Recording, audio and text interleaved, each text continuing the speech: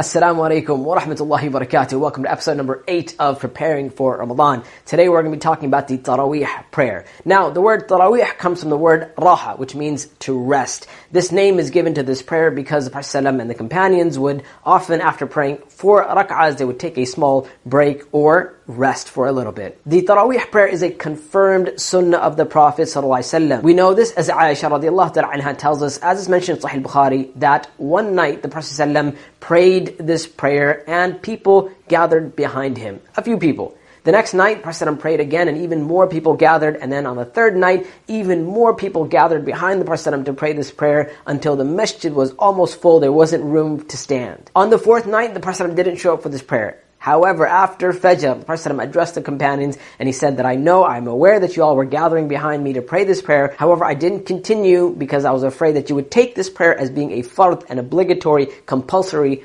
prayer. Later on, during the time of Umar radiallahu ta'ala anhu, he revived or continued this sunnah of the Prophet sallallahu alaihi wasallam. Now, how is the Tarawih prayer prayed? Well, first of all, it is prayed in congregation. It's 2 rak'ahs at a time, and it is prayed right after the Isha prayer. How many rak'ahs is the Tarawih prayer? Well, that's the question of the day, or question of the month, should I say. People often argue about this issue, and there's usually an argument between 8 rak'ahs or 20 rak'ahs. And this argument comes about because, well, on one hand, we have Umar radiallahu ta'ala who prayed 20 rak'ahs, and many other companions would pray 20 as well. On the other hand, we have a narration from Aisha radiallahu ta'ala anha who tells us that Prophet ﷺ never prayed more than 13 rak'ahs during the night. 13 in this case being the 8 of Tarawih and 3 witr. Now, that being said, the best thing to do, inshallah ta'ala, is to stick to your congregation. Whatever your imam, whatever your masjid is praying, stick with that. If they're praying 20, pray 20. If they're praying 8, pray 8. And actually, Imam Ahmad rahimahullah ta'ala was of the opinion that there is no set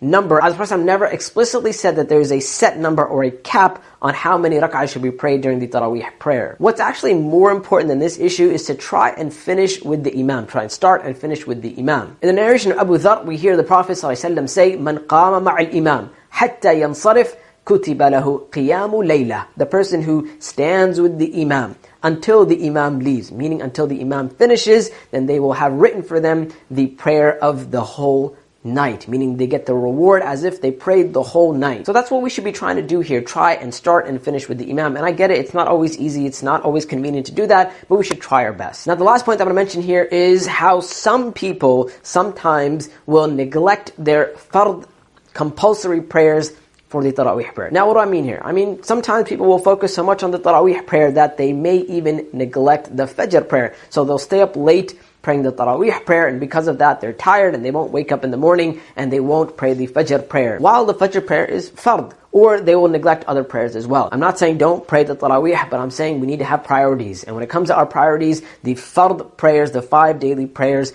come before the Tarawih prayer. And Allah subhanahu wa ta'ala knows best. I'll see y'all later, inshallah ta'ala. Take care. Wassalamu alaikum wa rahmatullahi wa barakatuh.